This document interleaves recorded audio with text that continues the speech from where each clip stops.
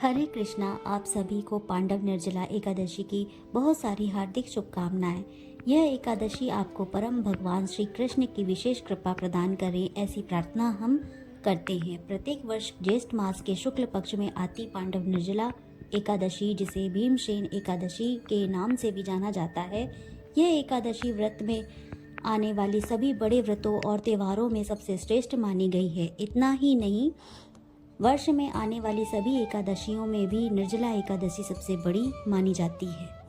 हमारे शास्त्रों का मत है कि जो भी मनुष्य पूर्ण श्रद्धा व नियम पूर्वक निर्जला एकादशी का पालन करता है, उसे वर्ष की सभी एकादशियों का फल मिल जाना। ऐसी है अत्यंत पवित्र और मंगलमय एकादशी सुअवसर पर हम उससे जुड़ी हुई पौराणिक कथा का श्रवण करते हैं। आइए जानते हैं कि पांडव निर्जला एकादशी का आरंभ करते हैं। जैसा कि हम सब जानते हैं कि पांडव में से एक भीमसेन की अत्यंत बलशाली और शक्तिशाली हैं। उनके अंदर 10,000 शक्तियों का बल, और ऐसे भीमसेन एक दिन अपने परम पिता श्री व्यास जी के पास जाते हैं, लेकिन आज वह कोई युद्ध की चर्चा नहीं करते हैं। वे बड़े उदास थे। भीमसेन का ऐसा उदास मुख देखकर व्यास जी कहने लगे कि बुलाया और उनसे कहा कि आओ भीम, आज तुम्हारा उदास मुख क्यों, कहो क्या बात है। भीमसेन उदास स्वर से श्री व्यास जी से कहते हैं कि जिसका समाधान मुझे नहीं मिल रहा है और इसे मैं आपकी शरण में आया हूँ, कृपया करके मार्गदर्शन दीजिए। कि जो व्यास जी ने उत्तर दिया, भीमसेन अवश्य बताओ। समस्या यह है कि भीमसेन ने कहा कि पितामह, मेरी सभी भाई अर्जुन, युधिष्ठिर महाराज, नकुल, सहदेव, माता कुंती और यहाँ तो कि मेरी पत्नी द्रौपदी एकादशी व्रत का पालन करते हैं। वे सभी एकादशी तिथि आने वाले भोजन और जल दोनों का त्याग करते हैं। वे संपूर्ण उपवास का पालन करते हैं और वह सब मुझे भी एकादशी व्रत रखने के लिए कहते हैं। लेकिन पितामह, मैं दुर्भाग्य है कि मैं ये उपवास कर पाता। भीमसेन की बात सुनकर श्री व्यास जी कहने लगे कि एकादशी व्रत का पालन अवश्य करना चाहिए। तो भीमसेन ने उत्तर दिया, लेकिन पितामह, मेरे लिए एक समय भोजन ना करना भी असंभव है, तो फिर संपूर्ण दिन बिना कुछ खाए कैसे रह सकता हूँ। मेरे लिए एकादशी का उपवास करना असंभव है।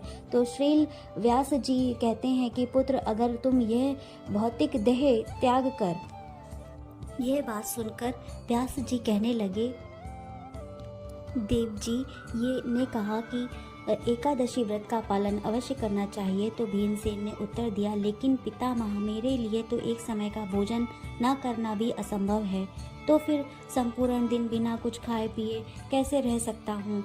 मेरे लिए एकादशी का उपवास करना असंभव है। तो श्री व्यास जी कहते हैं कि हे पुत्र, अगर तुम इस भौतिक देह का त्याग करने के बाद स्वर्ग में जाना चाहते हो, तो मोक्ष प्राप्त करना चाहते हो और नरक में गिरना नहीं चाहते हो, तो वर्ष में आने वाली सभी एकादशियों के पालन करना चाहिए। मास में 2 एकादशी तिथि का मनुष्य को परम आध्यात्मिक मुक्ति का मार्ग प्रदान करता है, आध्यात्मिक चेतना में वृद्धि करती है, और इसलिए एकादशी का व्रत अत्यंत पुण्यशाली है और भागा बताया गया है। कि यह सुनकर भी भीम उदास हो गया।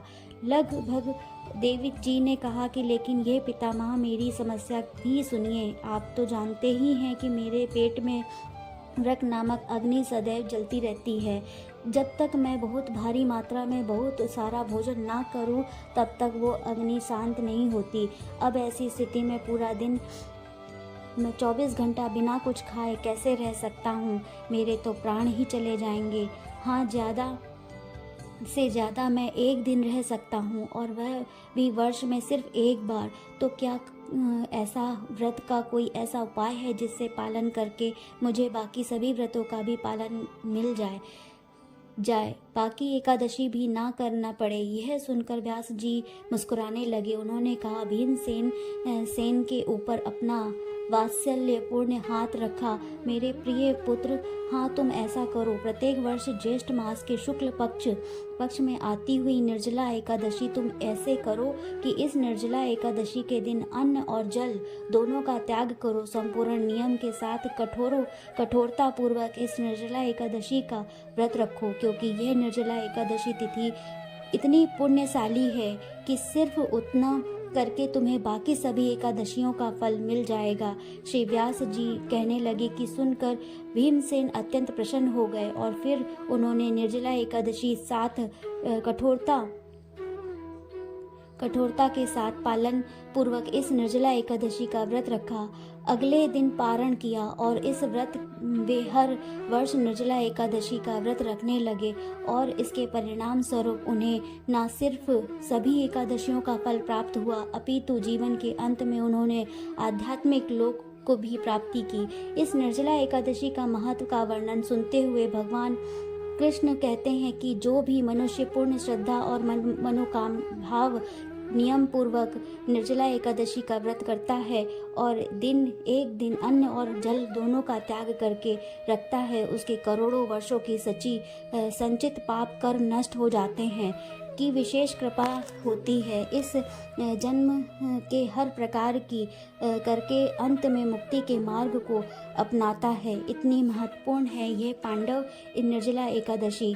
हम इनमें से कोई भक्त वर्ष की सभी एकादशियों का पालन करें तो लेकिन ना ही कहीं जाने अर्चना व्रत अखंडित हो जाता है। ऐसे में प्रत्येक भक्त को इस निर्जला एकादशी का पूरा नियम के साथ पालन करना चाहिए। ऐसे करने से अगर बाकी एकादशी में कोई त्रुटि रह गई है तो त्रुटि के लिए भी क्षमा मिल जाती है और उसे इस निर्जला एकादशी फल मिल जाता है।